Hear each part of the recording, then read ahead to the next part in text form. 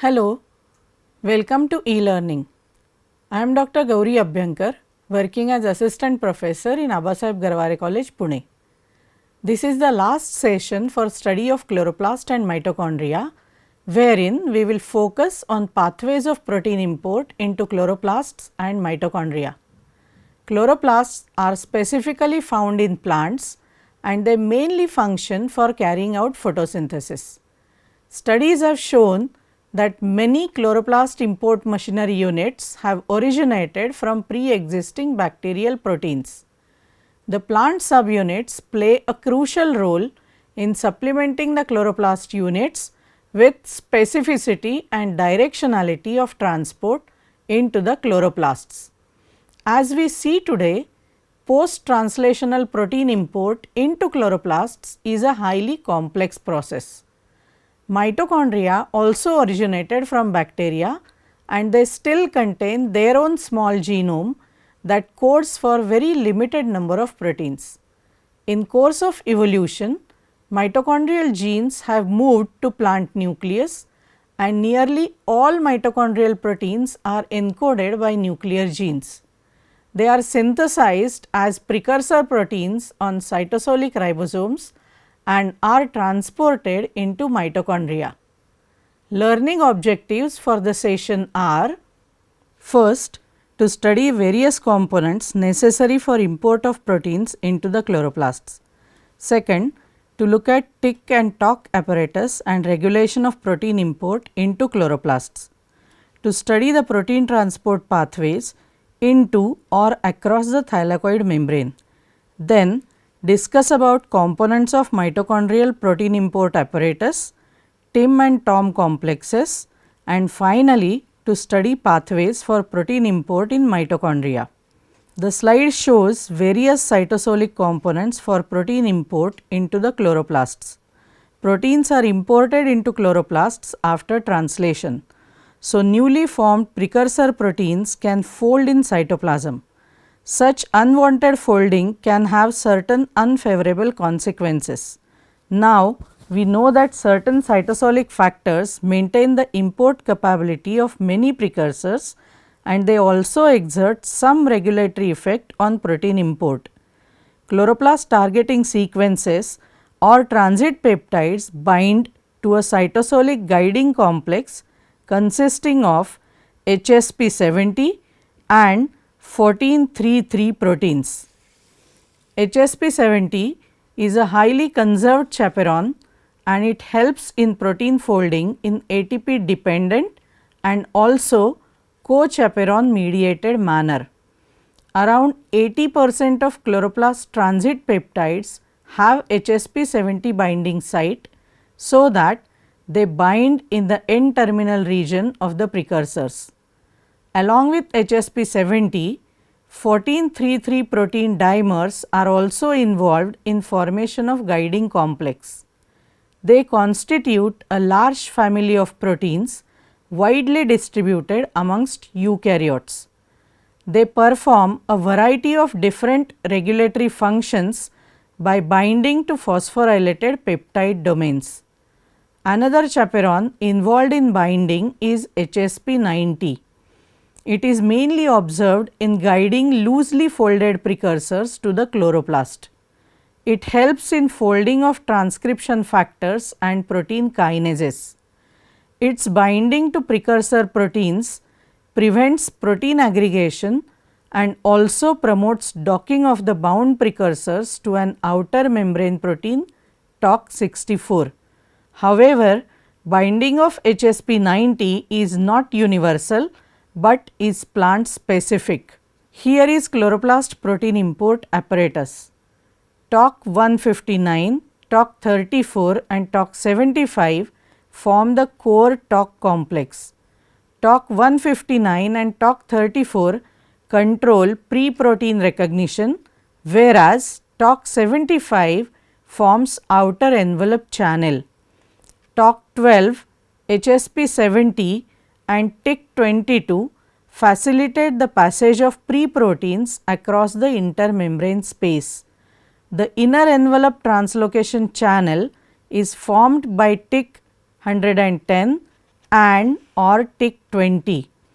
TIC110 coordinates late events during chloroplast protein import by recruiting stromal molecular chaperones to emergent preproteins.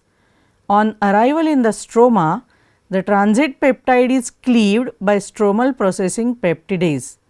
Cytosolic HSP70, 1433 and TOC64 play additional guidance and or recognition roles during the early stages of import, whereas TIC55, TIC62 and TIC32 enable the regulation of import in response to redox signals. The figure suggests a working model for protein import into the chloroplasts. As chloroplast preproteins emerge from ATS ribosomes, in stage 0, they are bound by a cytosolic guidance complex which docks at TOC64. In stage 1, they proceed directly to the core TOC complex. Preproteins unload from the guidance complex and pass to a trimeric receptor complex comprising of TOC159, TOC34 and TOC75. At stage 1, the preprotein interacts reversibly with the heterotrimeric TOC receptor complex. Progression to stage 2 requires ATP at low concentrations in the intermembrane space and GTP. At this stage, the preprotein is inserted across the outer envelope membrane and is in contact with components of the TIC apparatus. Stage 3 shows complete translocation that requires high concentration of ATP in stroma. The preprotein is translocated simultaneously across both envelope membranes at a contact site. The transit peptide is cleaved by the stromal processing peptidase, that is SPP, and the mature protein takes on its final conformation. You can see TOC34 receptor cycle in Arabidopsis here. TOC34 belongs to the unique class of GTP binding proteins. In Arabidopsis, it shows two isoforms, namely AT-TOC33 and AT-TOC34. These receptors are activated by GTP binding. Activated receptors bind the phosphorylated preprotein with high affinity. The preprotein activates endogenous GTPase activity of TOC33-34, which results in hydrolysis of GTP. TOC33-34 GDP has a lower affinity for the preprotein, so it is released to the next translocon subunit. After the release of GDP from the complex, the receptor can be recharged with GTP and enter a new receptor cycle. Two models have been proposed for protein translocation across the chloroplast outer membrane. According to this model, a soluble cytosolic form of TOC159 functions as an initial receptor for the transit peptide. TOC159 is shown with red color, TOC34 in blue color and TOC75 in yellow color. Once the preprotein TOC159 complex is formed, it stops at TOC34 in the outer membrane and transfers the preprotein to the TOC75 channel. TOC159 receptor is now free to dissociate and then initiates another targeting cycle. In the second model, membrane bound TOC34 acts as initial receptor for transit peptides. TOC core complex shows a ring shaped surface containing 4 putative translocation channels surrounding a central finger like domain. Each of these 4 channels correspond to one TOC75 and one TOC34 unit. The central region is made up of single TOC159 molecule, which is thought to rotate about its axis. By doing so, it accepts pre-proteins from different TOC34 initial receptors and acts as a GTP driven motor to push them through TOC75 channels. It is now evident that different isoforms of TOC proteins show a substantial degree of functional specialization. They group together preferentially to form different TOC complexes with substrate specificity. TOC 159 associates preferentially with TOC 33 to form a TOC complex specific for highly abundant photosynthetic proteins, whereas other TOC 159 isoform, that is AT TOC 133 and or TOC 120, associate preferentially with TOC 34 to form a TOC complex with specificity for relatively low abundance housekeeping proteins. As plants require adapting to changing environmental conditions, regulation of protein import in chloroplasts is very much essential. There are several levels of regulation that affect either the activity of TOC or TIC. One of the modes of regulation is thiol mediated regulation seen at the TOC complex. Under reduced conditions, cysteines in TOC components contain free thiol groups, making the translocon active. Oxidation of cysteines to inter or intramolecular disulfide bridges results in decrease of transport activity. The TIC translocon is regulated from inside of the chloroplast. NADP NADPH ratio in stroma influences the import rate of pre-proteins. An oxidized metabolic redox state is represented by low NADPH to NADP ratio within the stroma, and it leads to attachment of regulatory subunits like TIC 62 and TIC 32 to the core translocon and makes the complex more active. The channel protein TIC 110 can be modulated by thioredoxin, where the reduced form of TIC 110 is likely to be more active. When the stroma becomes more reduced, the redox regulon members detach from the translocon, resulting in decreased import activity for a certain subset of precursor proteins. Sec systems are evolutionarily conserved protein translocation machineries observed in eukaryotic as well as prokaryotic systems. Sec dependent protein transport depends on nucleoside triphosphates and a stromal homologue of bacterial Sec A protein. It does not require the proton gradient across the thylakoid membrane. Here, substrates are transported in an unfolded conformation through a protein conducting channel. Typical substrate of the thylakoid Sec dependent pathway are plastocyanin, photosystem 1 subunit PSA-F and 33 kilodalton protein of the oxygen evolving system. Sec translocon consists of Sec A, Sec E and Sec Y. After translation, the signal peptide of the pre-protein binds to the Sec A ATPases in cytoplasm and forms Sec A pre-protein complex. The complex binds with the Sec core components forming the channel. Sec A directs translocation of the precursor through Sec Y channel by means of a cycle of ATP binding hydrolysis and release. Some proteins of the oxygen evolving system are translocated by the TAT dependent pathway across the thylakoid membrane. Proteins transported through TAT pathway contain a thylakoid targeting signal peptide that carries a twin pair of arginine residues upstream of the hydrophobic core domain. The TAT pathway shows many unique features.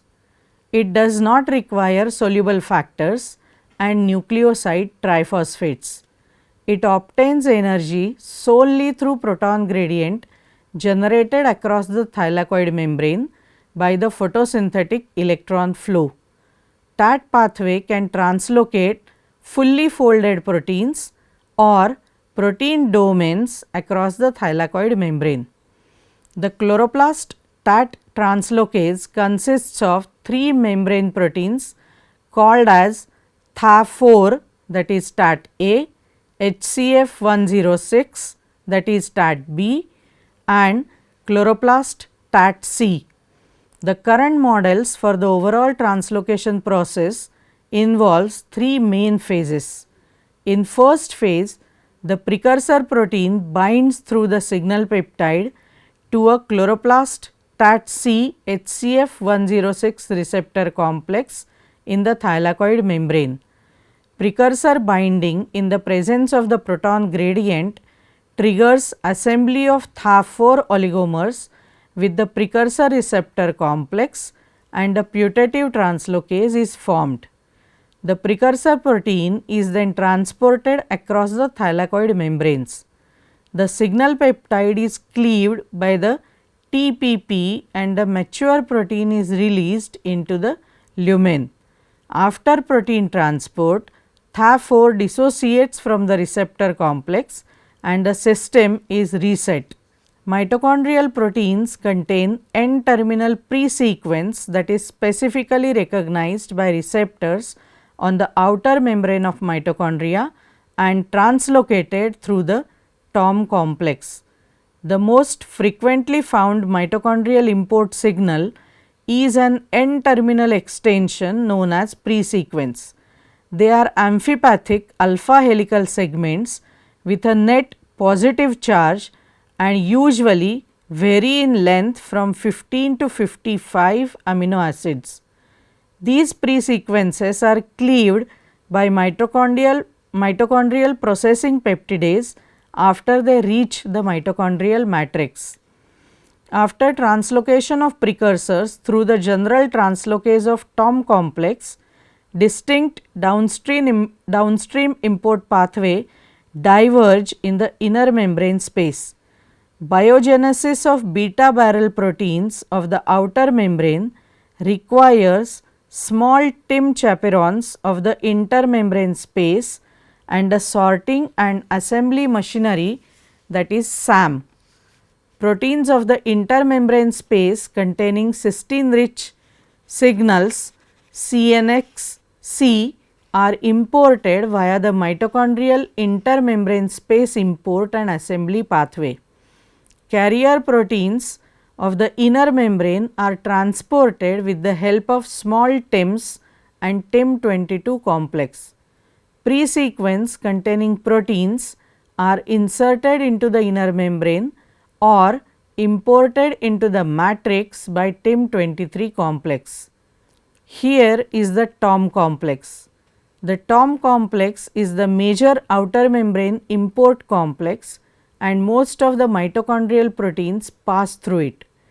It facilitates transport of different types of precursors with highly diverse import signals across the outer membrane. The TOM complex consists of 8 subunits in yeast and plants, the cytosolic facing receptor subunits TOM20, TOM9, TOM70 and the twin pore forming TOM40 channel, which spans the outer membrane and is associated with small TOM5, TOM6 and TOM7. TOM20 is a tetratricopeptide containing protein. TOM20 receptor specifically recognizes precursor proteins having N-terminal targeting signals and facilitates protein-protein interactions. It has ability to distinguish between vast array of mitochondrial and non-mitochondrial proteins. TOM complex shows one novel plant specific outer membrane receptor called as OM64. Once transferred from TOM20, precursors interact with TOM22 receptor protein and begin transfer of precursors to the TOM40 channel. TOM22 is essential for viability in yeast and is involved in the assembly of TOM complex itself. Several other small proteins are also present with the TOM complex. In yeast, they participate in transfer of pre-proteins from the receptors to the TOM40 channel and in the assembly and maintenance of the TOM complex itself. Metaxin is also an outer membrane protein. In its absence, plants were shown to develop more slowly, remain smaller than wild type, display lesions on developing and mature leaves, and accumulate higher levels of starch than wild type plants. The TIM17 to 23 complex is the major translocation pore through which most of the mitochondrial proteins are imported. There are two different forms of this complex in yeast. One form is called as TIM23 sort, which identifies the precursors from TOM complex and inserts them into the inner membrane. The second form is called as TIM23 PAM, which is involved in protein transfer to mitochondrial matrix. TIM23 PAM contains TIM17, TIM23, TIM50 and the pre-sequence translocase associated motor complex. Plants show orthologs for all TIM17-23 translocase components in yeast. These proteins also show certain plant specific features. Plant TIM17 protein shows C-terminal extension of 143 amino acids as compared to yeast. The TIM22 complex is one more complex that functions for movement of multi-spanning membrane proteins through and into the inner membrane. Beta barrel proteins are exclusively found in the outer membranes of eukaryotic mitochondria. Porin, TOM40, SAM50 and MDM10 are beta barrel proteins of the outer mitochondrial membrane. TOM complex receptors recognize beta barrel precursors and direct them through the TOM40 pore. Proteins with different transmembrane topologies are integrated in the outer mitochondrial membrane via different mechanisms. They are necessary for biogenesis of beta barrel proteins in the outer membrane. The slide shows you multiple mechanisms for integration of proteins into the outer mitochondrial membrane. A few alpha helical proteins of the outer membrane like FIS1 insert without the help of proteinaceous translocases.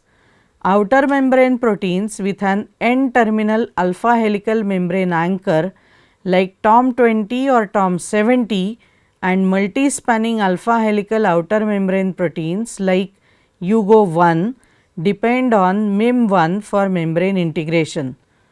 TOM22 is recognized by the TOM complex.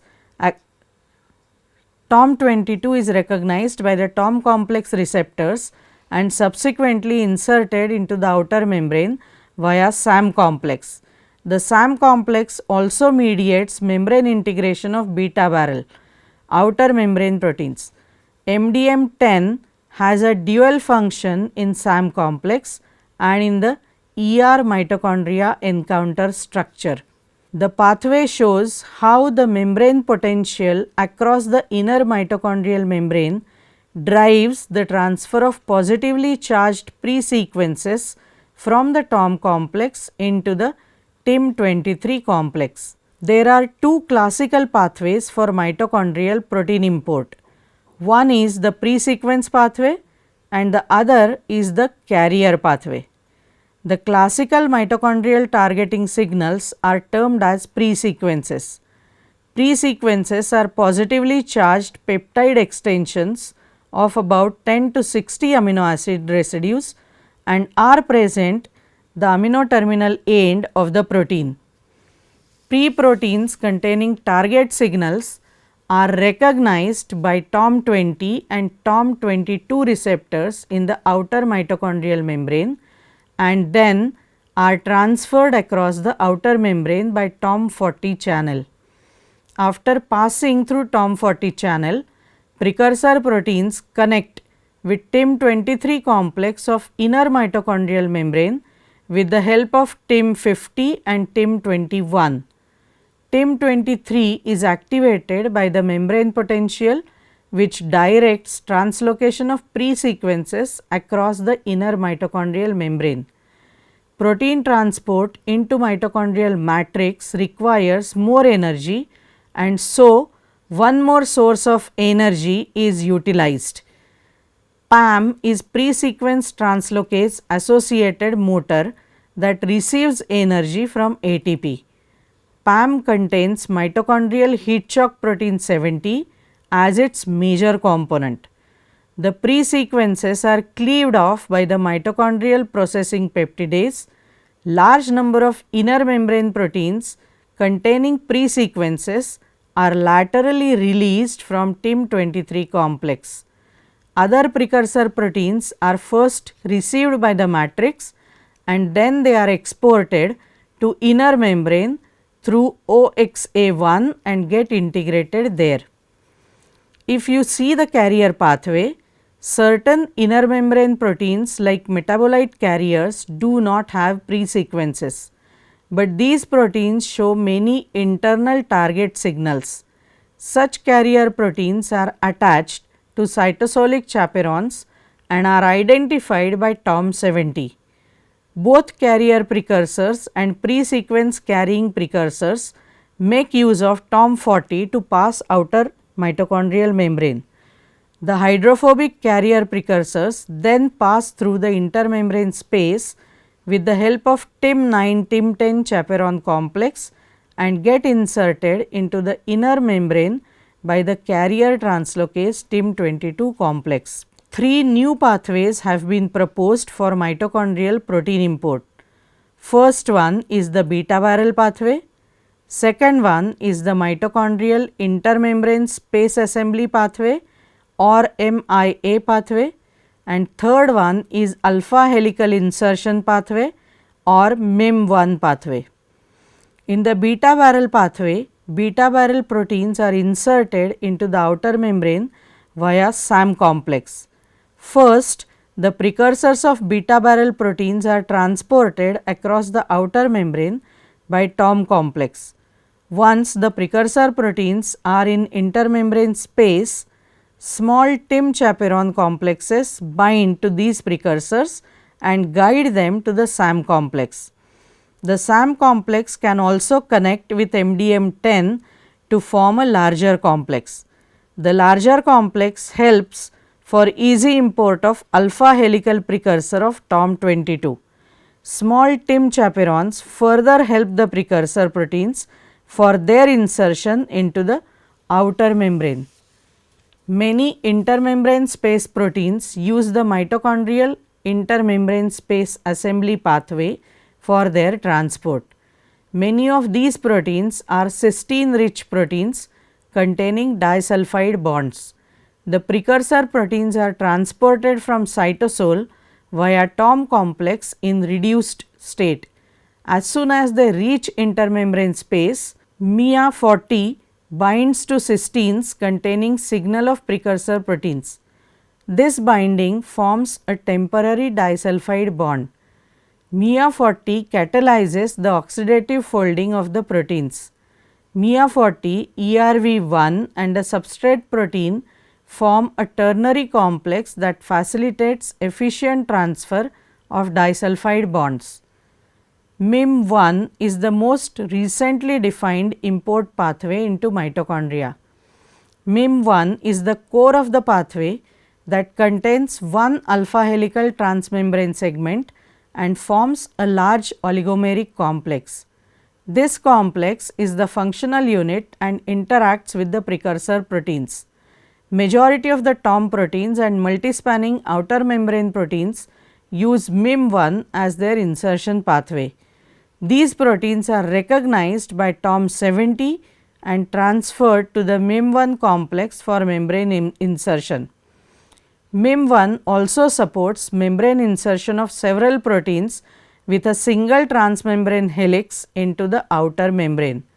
It can transiently associate with the SAM complex to help assembly of small alpha helical TOM proteins with TOM40. So, let us summarize the session in short.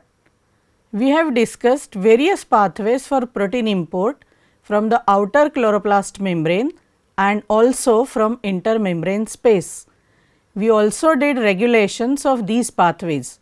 We have detailed out sex systems, Taq translocation process and transport with the help of various targeting signals. Then we have learnt about mitochondrial protein import in detail. Here we have looked at the classical and new pathways for mitochondrial protein transport.